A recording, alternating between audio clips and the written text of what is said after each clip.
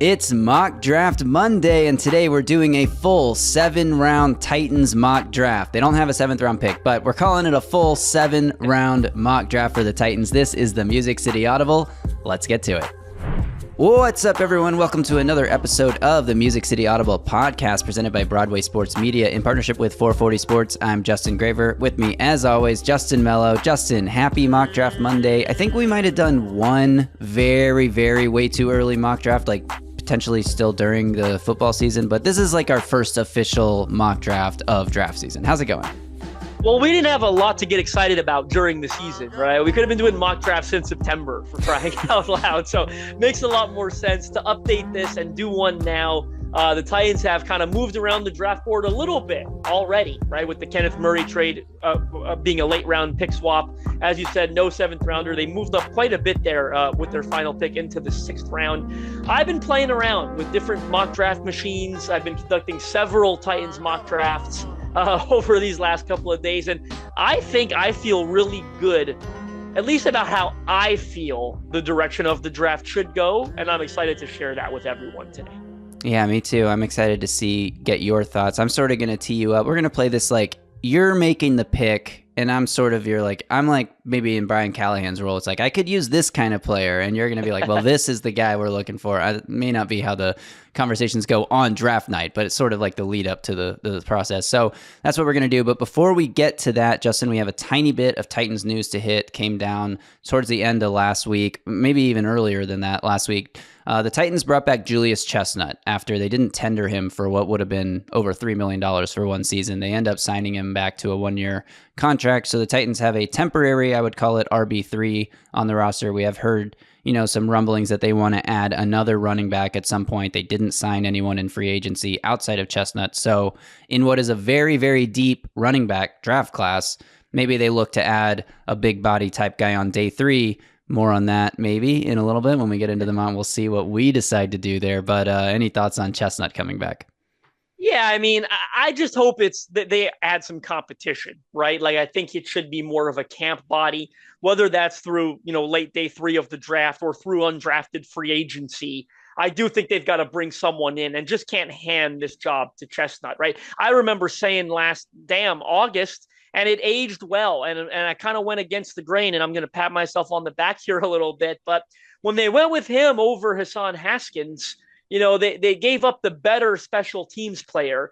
Chestnut didn't end up having a great season on special teams, and we know that was obviously a massive area of struggle for the Titans throughout 2024. With the new special teams coordinator coming in Fossil, he might want to upgrade that position from a special teams perspective. And we've also heard the Titans are looking for like a thumper in between the tackles. Right. So, they've got to add competition there. Yeah, no doubt about it.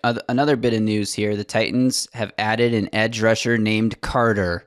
No, it's not Abdul Carter, the high-ranked draft prospect. It's Lorenzo Carter, a 7-year veteran who has 21.5 sacks in his career, played the last 3 seasons with the Atlanta Falcons. Last season in particular, he had 0 sacks. So the Titans add some depth here to the edge room. I joked on Twitter that they have fixed the edge position here, but obviously they are still a long ways from doing that.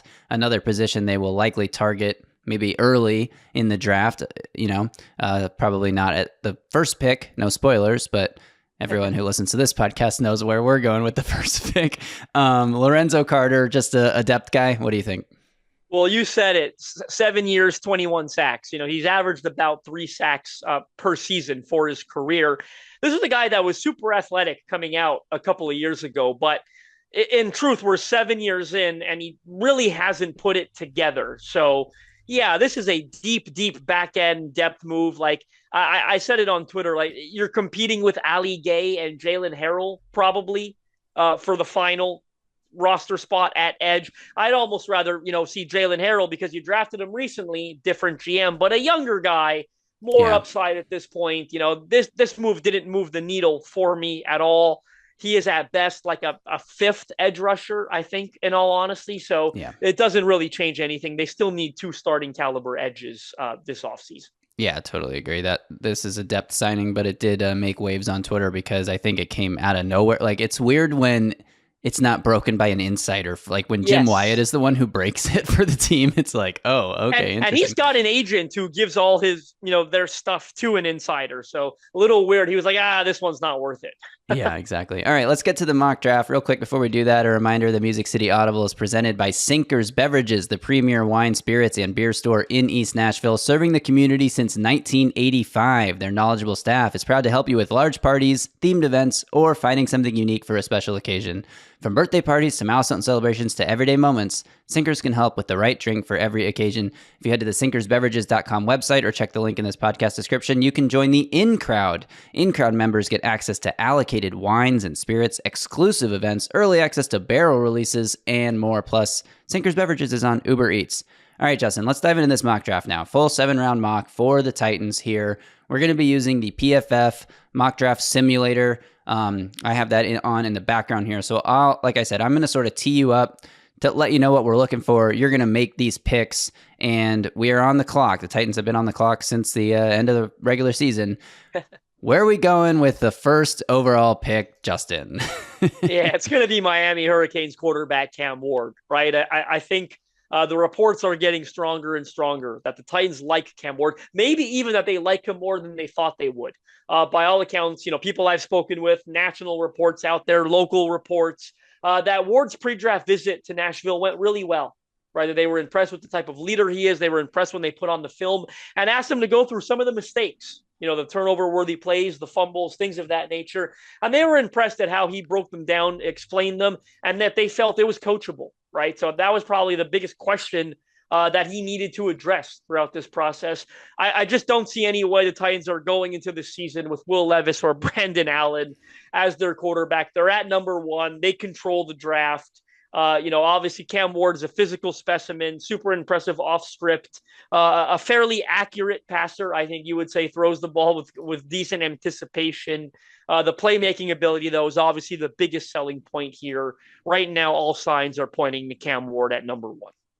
Playmaking ability plus the mental makeup and some of the stuff you just mentioned there with how impressed they were with him in the meetings. But I think we've spent plenty of time here on this podcast that maybe we should change the name, the Cam Ward podcast, instead of the Music City Audible podcast, with how much we've been talking about him. So look, all signs pointing to Titans drafting Cam Ward. That's the name of an episode we recorded, I think maybe it was early last week or a couple of weeks ago.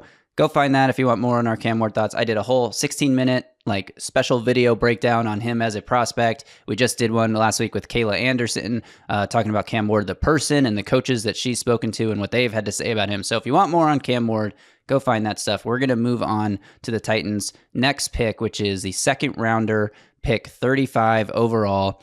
And Justin, I think there is some conversation here, a lot of buzz around wide receiver or edge with this pick. And I think most Titans fans realize that beyond quarterback, which we've just addressed, that those are the two biggest remaining positions in need, that they need to add an infusion of young talent here. And they only have one day 2 pick. So do they go wide receiver at 35? Do they go edge at 35? Or is there a chance that this is the spot that Mike Borgonzi looks to trade back and acquire some extra draft capital? What would that kind of trade look like? We are not going to do any mock trades today, so we're going to end up making a pick here at 35. But I do think if there is one spot in the draft that I'm pinpointing for a trade back, and I'm not the only one, obviously, this is very common thought out there, that this is the spot that it would make the most sense where you could get the most return because somebody is going to love a prospect that slid out of the first round and want to make that move up. Well, it would make a lot of sense to pivot, right? Because we were kind of operating under the impression early in the process that they might trade out of the number 1 pick, right? Now that we no longer believe that, it makes sense to pivot and trade number 35. They've got way too big of a gap between this pick and their next pick. I think, 103? I mean, that's a significantly sized gap, especially when you don't have a very good roster and you have premium needs at premium positions. And they not only need one edge or one wide receiver, they probably need 2 at each spot. Yeah. Right? Yeah. So that they're in a difficult spot here, right? In all honesty. But it's interesting. Whether they trade this pick or not doesn't really alter my line of thinking, which might be a weird thing to say, but let me finish. I think this is going to be an edge. I know a lot of Titans fans probably want it to be a wide receiver, But people I've spoken with who I trust, a lot of people think this is going to be an edge here at 35 or via a trade back. So that's what I mean by the strategy doesn't change. I think there are going to be a lot of edges available in and around this pick. And if you trade back, you're not going super far, right? Like I think you're going somewhere in that 43 to 46 range. So, 5, 10 picks down the line where there's still going to be guys available. There are so many borderline first round edges that Yeah. there's going to be a solid handful of them available at the top of that second round. Landon Jackson, from Arkansas, Mike Green from Marshall, who reportedly has some off-field stuff, James Pierce Jr. from locally from Tennessee, Nick Scouton from Texas A&M, who was like a popular first-round target for a while, who's not really in that conversation anymore. There are so many of them. Who I ended up going with was Boston College's Donovan Azaraku, who I think is a borderline first rounder. He had 16 and a half sacks this past year. That's a crazy, reminds me of Harold Landry coming out of Boston College with all that sack production. I think he's a great athlete. He ran like the best shuttle and 3-cone time of any D end at the combine. When you watch the tape, it's pretty easy. It's speed around the edge.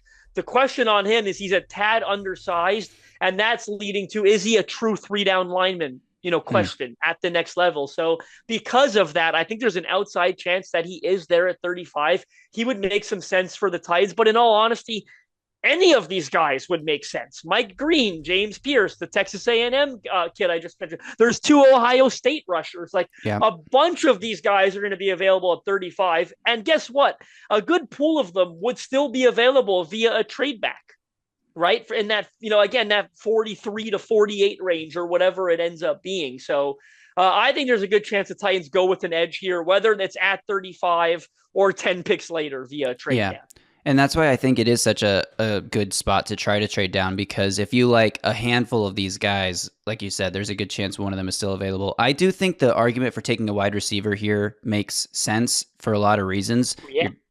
And it doesn't just have to do with the lack of players in the room right now, who are Calvin Ridley, Van Jefferson, Bryce Oliver, and Colton Dowell. Like, yeah, I think the Titans could use some more wide receivers, but not just because they need receivers, because they're drafting a rookie quarterback and they need to make him comfortable. And we've seen them do that with the offensive line upgrades that they've, at least on paper, made so far this offseason. They need to make some upgrades to the pass catchers as well. And we're expecting that to happen through the draft at this point, because, it's March 21st and the free agent pool is dried up unless they bring in Amari Cooper or Stephon Diggs, who's visiting with Mike Vrabel in New England, or did that last week. Like, I don't know that they're going to be able to add someone who's a difference maker without going high in the draft. And that's why I think that there's a decent chance that they want to pick one at 35, but they also need that edge. So that's, again, taking me back to, I really think they're going to trade out of this pick. But we can move on here. We'll go ahead and quickly, if you don't mind. If they do stay at 35 and it's wide receiver, which again, I think it'll be edge, but none of us are going to be shocked if it's wide receiver based on the room you just described. A couple guys here I think you would look to if they sneak out of the first round. 3 guys in particular for me. Missouri's Luther Burden, who I'm really high on. I don't really get the discourse on him. There's reportedly some, maybe attitude issues at bay, but super high on Luther Burden as a prospect. There's Ohio State's Emeka Egbuka, who's another like borderline first rounder that would make a lot of sense. A guy that does great work underneath the coverage. So does Luther Burden, by the way. One who I'm enamored with that I absolutely love, that we're not talking about enough, and I wouldn't feel it's a reach at 35 at all, is Utah State's Jalen Royals. He's one of my favorite receivers in this class, period. He's such an aggressive route runner. He's so good after the catch. A fourth name I think I would throw into the ring at 35 is Ole Miss's Trey Harris, who would be like your big-bodied X-boundary type, which they lost in DeAndre Hopkins and they need to replace. What about Jaden Higgins? He's a guy that could go. You know what? Range. Thank you. Yeah, thanks for that shout, because I would have forgotten him. And I mean, I love him. You talk about marrying production with athleticism. He was, and size. He's another X type. He tested phenomenally at the NFL Combine. I don't got the numbers in front of me, but he ran, I think, in the high 4.3s, low 4.4s, which was outstanding at his size. We're talking about a guy that's like 6'3", 200 some pounds. So he's a phenomenal. And I think the combine, by the way, that's solidified that he's not lasting much further past 35. So yeah, he would be another target here. Right. And Iowa State actually has two guys that are pretty highly thought of. Jalen Noel, Jalen Noel, yeah. yeah, Jalen Noel, the slot guy. I'm told, like, I think, he's a guy, he tested so well that he probably does end up going in this range. I think he's a slot only guy personally. So for me, I was about to bring him up in the trade back scenario. Like if they Mm-hmm. trade back to that, and they get an extra, the 60th overall pick, the 70th overall, I like him better there personally. But because the combine was so good to him, it wouldn't shock me if he ends up going in the 40s. Yeah. And one other name that I'll throw in for a trade down scenario that Titans fans have started to get excited about, possibly pairing Cam Ward with his, favorite target at Stealing all my Miami, ideas. is Xavier Restrepo, who I don't think Xavier Restrepo makes it to pick 103, No. but feels like a reach to take him at pick 35 because he's another guy that's most likely a slot only at the next level. But if the Titans trade down and they pick up a third rounder, then I think that's the range where you could see them try to target Restrepo. And I think it would be really smart to bring in a guy that Cam Ward is familiar with and comfortable with and help ease his transition to the next level. So let's move on to that next pick. Round 4, we have no third round pick here, Justin. So we're going all the way to round 4, pick 103.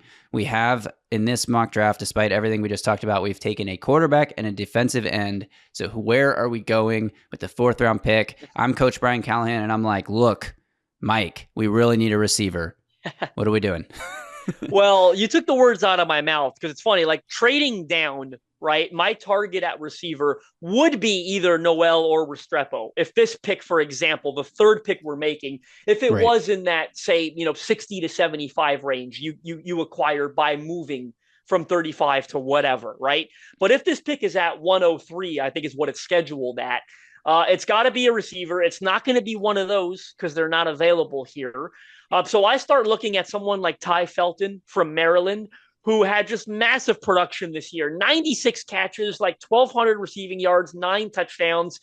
He's big enough to play the X, about 6 foot. The thing about him that I'm not in love with, in all honesty, is he's a little wiry in the frame. He's not the most physical guy. And he's a bit wiry, a bit skinny, right, for that outside spot. So not great with press coverage. He doesn't fit what you think of when I say a big-bodied X guy. Where I think he is really good is I think he runs a great route tree. I do think he tracks the ball fairly well in the air, and I think he's got an effective release package, and he's dynamic after the catch. And if you love production, which I get the impression Mike Borgonzi does based on some of the stuff he did in free agency, man, 95 catches for 1,200 receiving yards, right? So this does fit the production model, certainly, that the Titans, I believe, have at the spot. A couple of alternative names here. I really like Torrey Horton out of Colorado State. Now, he is coming off a serious injury.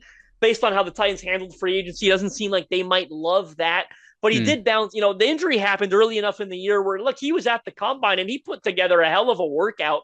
This guy was super productive in prior years. Again, not the biggest guy from a weight perspective. He's a little thin on the outside there. But again, I do think he's a guy that can play outside.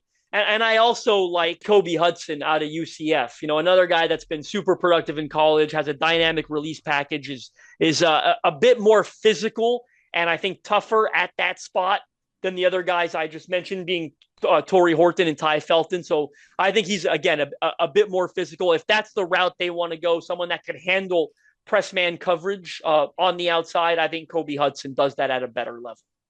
One last name I'm going to throw at you here, just because, again, the Cam Ward connection here, is Kyle Williams, Washington State receiver, who started his career at Nevada, Las Vegas, and then transferred to Washington State in 2023, where Cam Ward played his final year, caught 61 passes for 843 yards and 6 touchdowns from Cam Ward. Last year, almost 1,200 yards and 14 touchdowns. Any thoughts on this particular prospect? I think it's early for him. I know Okay. that the production looks great, but I think there are, I think everyone we just mentioned is a better overall receiver prospect than Kyle Williams. Look, they could double down. They might friggin' triple down at receiver at some. They got to at least double down, but I mean, three, I don't think would be totally crazy based on what Right. the room looks like. But this is not the first one you're taking. I think he's got to be the second or third. Okay. So we're going to go ahead and take Ty Felton here. And that puts us on the clock. Still round 4, pick 120. Justin, I'm looking at some names on this list here. Damian Martinez, another Miami Hurricane. But I don't think this is where the Titans go running back. So which direction are we going? So I can go in a couple different spots here. For me, what I've been doing in recent mock drafts, and I like it a lot. You guys might find it boring or you might be surprised. I'm going interior offensive line here. I look at what they have, and I've said it a couple times. You've got a guard in Kevin Zeitler, who's a one-year Band-Aid solution at the right spot. And then you've got a center in Lloyd Cushenberry coming off a season-ending Achilles. They re-signed Corey Levin. I think they signed Blake Hance, who has played a little interior in it throughout his journeyman career, but I think he's going to be a swing tackle for them.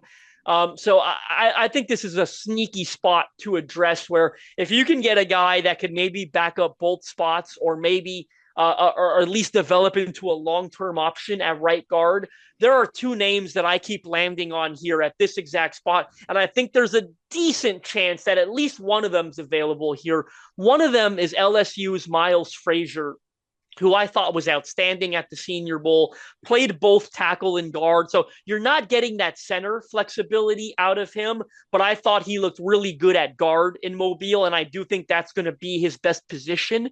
And then I will address the guard center flexibility with the second name that I keep coming back to, and that's Jackson Slater out of Sacramento State. I thought this guy was phenomenal at the Senior Bowl, really needed to take advantage of that opportunity to prove that he could hang with big school competition coming out of Sac State, and he did just that. I've spoken to a lot of NFL scouts. In fact, I've spoken to Jackson Slater directly, and they've all told me that they think his best spot at the next level might be center, even though that's not what he played in college. I think he only got practice reps at center in college, but he's played some tackle. He's played some guard. He's definitely going to be an interior guy. I love both of these prospects. I think either one of them makes sense for the Titans with this second, fourth round pick.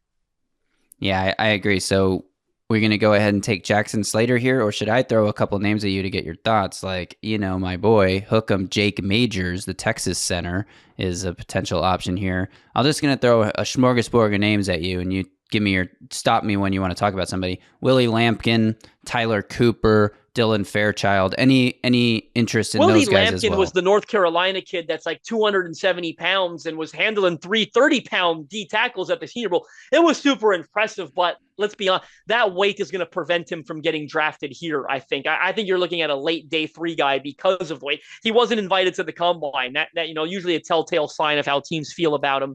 No, I like the two names I threw at you significantly more. With your Hook'em guy, I just don't think there's enough versatility there. I think he's a center-only type prospect. And then I know, with Cush coming off the Achilles, I'm worried about it, but I think it's really important to get a guy that can play both spots because with Zeitler's age at right guard. So for me, I'm not super intrigued in a center-only guy. All right, then we're taking Jackson Slater here with this pick. And that puts us again on the clock into the 5th round, pick 141. And now we've kind of covered our biggest needs. Justin, is it time to double dip at a position we've already hit? You teed me up there, but I'm going to switch. I know what you were teeing me up for, but I'm going to switch it up a little bit here because I've been going through more exercises. I'm wondering if this is a spot for a linebacker. I don't want them to take one early. We're now in the 5th round. I hope they don't take one early, but we know it's Cody Barton, and then we don't know what else, right? They've said goodbye to like 4 or 5 linebackers this offseason. Kenneth Murray, Luke Gifford, Chance Campbell, Jack Gibbons, Jerome Baker, obviously not going to be back. What do they have in Otis Reese, James Williams, and Cedric Gray? I don't know that they know. Are they comfortable enough with those three names to just hold the competition there, or do you throw another young guy into this mix? If they do, I don't want them to do it early. I think this would be a good spot for it. A guy that I really love is Smile Mondon Jr. out of Georgia. I think if you're going to draft a linebacker here, it's got to be someone who's got some upside in coverage, because that's what Yeah. they might lack at the position right now. And I thought this Georgia kid showed a lot of growth in coverage this past season. I think he's sideline to sideline, super athletic. He's one of my favorite coverage backers in this draft. And I do think it's borderline realistic that he's still available here. An alternative name would be Nick Martin out of Oklahoma State, who was injured for the majority of this past year. I think it dings his projection a little bit, but he's also super athletic and I think has some upside here in coverage. So maybe it's Cody Lindenberg out of Minnesota, who's a good zone drop coverage guy. But for me, I love the athleticism that Mondon brings to the table. Can I throw a name at you that I don't know much about, but I know that PFF graded him, his coverage grade in 2024 was 91.5. Okay. Jay Higgins, the Iowa Hawkeyes linebacker. Yeah, again, I think you're talking about like a more of a zone drop guy, right? I think if I'm looking for 3-down athleticism, I'm really intrigued by what the other two bring to the table. I don't think that Higgins is a terrific coverage player in the NFL. Okay, so we're going with Smile Mondon Jr. out of Georgia. Is that the pick? That's correct. All right, that takes us to our next pick, our second pick of the 5th round. We got 3 more picks to make, Justin. This is pick 167 overall. Where are we going here? I'm going to borrow an idea from social media. I'm going to go with Nebraska wide receiver Isaiah Nayer. This is a guy who made a recent appearance on the Kay Adams show. I believe he's on FanDuel nowadays. And he said that he has met with the Tennessee Titans and that he felt that meeting went really well and that they showed some interest in him. Titans, I think the Titans kind of stick out to me the most. A lot of them kind of asking a lot of questions about, me, how I came up and things like that, quiz me on my IQ and things like that. What an intriguing guy. Do you remember him? Because he was at Texas, I think in 2023, couldn't get on the field, caught one football the entire season, I believe it was, enters the portal for more playing time, goes to Nebraska this past year, and is a bit more productive, right? Now, didn't blow the top off, but he was productive at Nebraska this past year. What a freak athletic profile. In fact, I want to pull up the RAS, if you don't mind, real quickly, because it'll only take me a second to pull up. And this is the type of athlete that you're dealing with here, okay? This guy scored a 9.97 on the relative athletic score. He is 6'4", 218, okay? He managed to leap a 38-inch vertical and an 11-foot broad. This is a freak of nature. The 40 was in the low 4.43s. At 6'4", 218, I keep talking about, I think they need an X and they need a slot, right? If you get Restrepo or Jalen Noel, for example, right, in that trade back scenario, or if you just take them at 35, ever since Ricky Pearsall went in the first round, you never know. I'm being serious. These guys could go earlier than we think. But if you get your slot guy and you want to double down with a bigger one, Isaiah Nayer from Nebraska is your guy, right? The Titans apparently like him. A freak athlete, again, was a bit more productive, tracks the ball so well, down the field. There's obviously some untapped potential here. I'm intrigued by him, and I guess so are the Titans. Yeah, there you go. So that seems like a solid pick to make here. You think he's going to fall to this spot with those kind of measurables? I think he's like a 5th round pick. Yeah. Okay. No earlier than he's not a 3rd for sure. So is he a 4th? Maybe, but I think he's likelier a 5th. Alrighty, so we're going to go ahead and pick him here then. And I want to add something to your point about the X receiver thing, because if Calvin Ridley is your number 1 receiver, Calvin Ridley, we talked a lot about this when the Titans signed him last year, that Calvin Ridley's best spot is at the Z, the flanker, the move guy, the guy who runs back and forth across formation, who isn't anchored to the line of scrimmage, who can, avoid press coverage a little easier because he's playing off the line of scrimmage and moving around the formation. So if you draft another guy like that, then you're probably going to ask the veteran Calvin Ridley to go play a little out of position and play that X role, where he wasn't great in Jacksonville when they asked him to do that. So I totally agree. They need a big-bodied guy who can handle press coverage, who can play on the line of scrimmage in that X spot, detached from the formation. And And look, sorry, maybe Van Jefferson does that a little bit, right? Like maybe you get a rookie here and you don't overwhelm what I mean. If it ends up being Isaiah Nayer, like I don't think you're fifth round guy,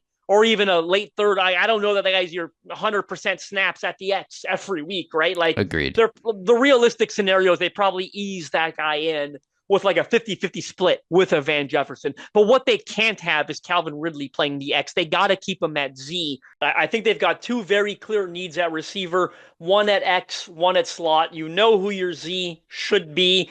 And we've just talked about a whole bunch of receivers that could potentially fit the X role and a couple that certainly fit the slot role in like a Jalen Noel or Xavier Restrepo. And there are others, right? Tez Johnson from Oregon. Like there are a lot of big receivers in this class, and there are a lot of smaller receivers in this class. So I think it's very clear they got to go with one X, one slot, and Isaiah Nayer out of Nebraska here would be an intriguing option in the fifth round.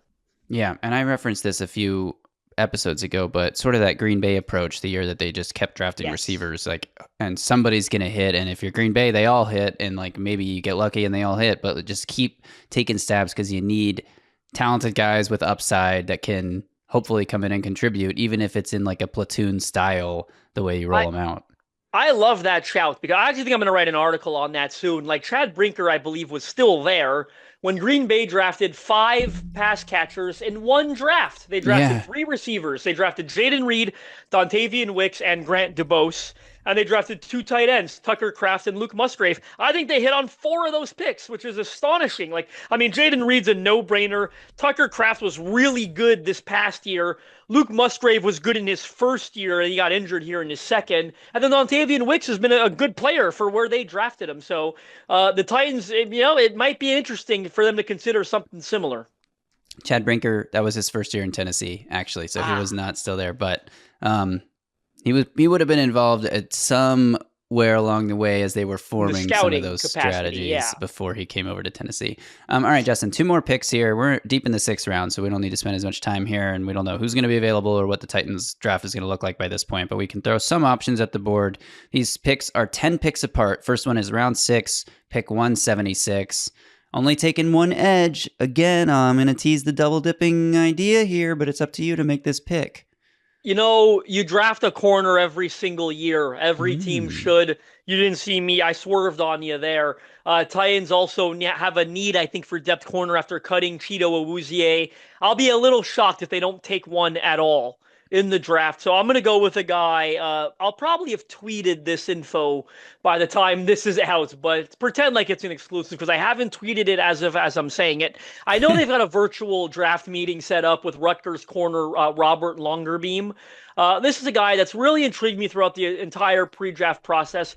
Very experienced. He's played in like 50 career games at Rutgers, was not a transfer guy, stayed loyal to one program the whole time, had a really good combine. You can pull up the numbers if you've got time while I'm talking. I know he ran a great 40. He had 42 career pass breakups at Rutgers. Like, you talk about a guy who disrupts the catch point, 5 interceptions, not bad. You'd like to convert some of those PBUs into more takeaways. I talked to him about that recently, but good testing, experience, good production, disrupts the catch point. I think they got a need for depth corner. This is a good spot to address that at. Yeah, he scored an 8.74 RAS, relative athletic score, with a 4.39 40, a 6.76 3-cone. You love that. Ooh. Nice broad jump, 11 feet 2 inches. So, but good vertical at 36.5 inches. He's 5'11", 175. So not the biggest guy, but definitely someone that 42 pass breakups is ball production that you draft. And I like this pick here for you, Justin. So we'll go ahead and take Robert Longerbeam. What a name. That's a great name. Okay, last pick here, round 6, 188. Where are we going with the Titans' potentially final pick in the draft? Yeah, I'm begrudgingly going with a running back here, right? There's just been a lot of smoke connecting them to adding another back. It's your last pick. This is such a good class. You might as well take advantage. 6th round running back in this class might have been a 4th or a 5th rounder in another class. So You take advantage of that. I'm going with Khalil Mullings out of Michigan. This guy's I think 6 foot, 226 pounds. fits the profile they're looking for. He's not an every down guy, not a great, pass catcher in my opinion at the next level, but he is a two down bruiser and a goal line guy. And reports around, the local era space have been talking about Titans maybe adding more of a bruiser type to this number 3 role. They'll have some options here. Rocket Sanders, I think, is another one that would garner some consideration if he's available. But I like Maulings at Michigan, and I think he sort of fits what they're looking for.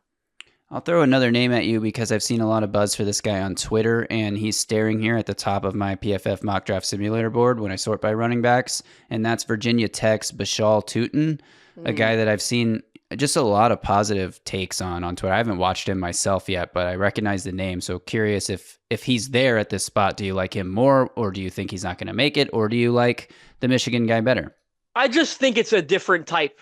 Right. I think he's an agile athlete in space. He's got like 4.3 speed, has had a lot of fumbling issues in college, but I do think he's definitely a draftable player. I think he's a 5th or 6th rounder, most likely. So he could be available in this range. I just think they're looking for a different body type.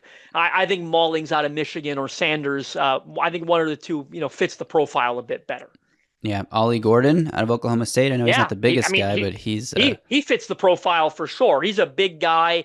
Was like once considered a Heisman, potential candidate going into the year. Didn't have the best year at Oklahoma State. I do think he's going to slide a little because of that. I don't know that he slides all the way here, maybe, but he certainly fits the profile of what they like. All right, but for now, we'll go with Khalil Mullings here with our last pick in the draft, and that does it, Justin. Final count here, just a positional count. We took Cam Ward.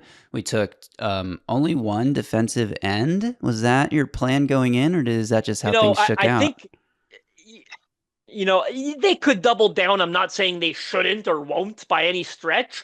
I think if you draft one that you think can play right away, I think you'd be surprised that they might feel okay enough about that guy, Arden Key, Draymond Jones, and, maybe a 4th, maybe that's Lorenzo Carter, maybe it's another guy they add along the way. But I just don't, if they get one early enough that can play, I don't think it's a foregone conclusion that they double down. I think they've got enough holes to warrant not doubling down. And I think wide receiver is in a worse spot than edge is. And I think that needs a double down more than edge does. So instead of doubling down at both, I went with just the one of them. Right, so one edge. We got 2 receivers in this draft, interior offensive lineman, sort of a guard center hybrid guy who can play both spots, a linebacker, a late round corner, and the last pick of the draft is a running back. I'll say a couple things about the positional, targets we have here, and that's that running back in such a deep class there's a chance that a guy who would be drafted in a normal year, sort of like what you were just saying about a 6th round guy being a 4th round guy in a normal year, doesn't get drafted at all, and the Titans look to address that position by bringing in a UDFA. Yeah, absolutely. Potentially the same with corner just because of the state of the roster. Like I see this as a 2-year rebuild for this Titans team. And like this season you get your quarterback and maybe you try to get your offense closer to being what you were envisioning it being. And if that means the defense is a little subpar this year and you're asking Denard Wilson to scheme up some really creative stuff to get pressure on opposing quarterbacks, and like maybe that's not the worst thing. You win 5, 6, 7 games next year and you see a lot of promising signs from your rookie quarterback. And then the following season, entering 2026, you're like, okay, now we have our guy, we have cap space, we have more assets than we had and less holes. Let's go take this roster from somewhat fun to true contender status, and maybe that's when you really look to beef up the defensive side of the ball. Like, it wouldn't shock me if, I'm not saying they punt on it like the way we've talked about punting on quarterback for a year, which I think is a ludicrous plan, but more or less like sort of just wait and know that this isn't the season you're trying to win a Super Bowl, so you're just trying to build some culture and start the turnaround, and then next year, like, you're never going to fill every roster hole. No team's ever going to fill every roster hole, except for maybe the Eagles.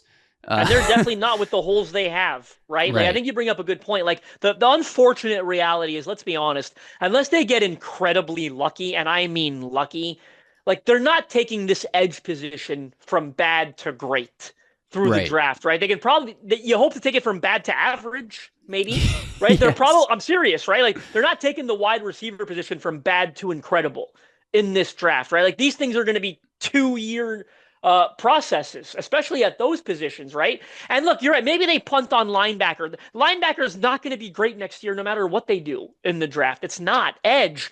I think safety outside of Amani Hooker, they've got nothing there that's more than a band-aid short-term solution. So there are so many directions they could go.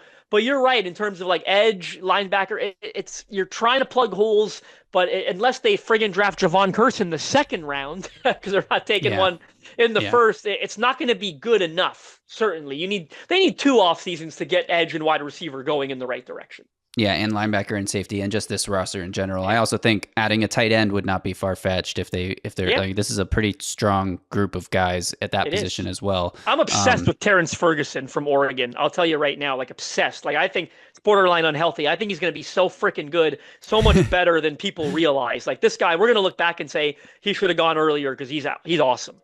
Yeah, so there you go. We took a minor break from the Cam Ward talk. Not really, because we still drafted him with our first overall pick here, but we didn't focus a whole podcast on Cam Ward for the first time since the last free agent signing, Justin. But we will definitely be talking about him some more. I'm cooking up a couple more videos here. And later today is Cam Ward's Pro Day. So depending on what time you're listening to this podcast, we are planning to hop back on for a quick bonus episode just to sort of react to what happens at Cam Ward's Pro Day. So very excited to continue turning this channel into the Cam Ward podcast. But for now, thanks to everyone for tuning in. Make sure you're subscribed to the channel, ring the bell, turn on channel alerts so that you get a notification when that Cam Ward Pro Day video drops, and drop a comment below. Give this video a like, do all the things. Thanks to our sponsor, Sinkers Beverages. We appreciate all of you. Until a little bit later on, y'all stay safe out there and tighten up.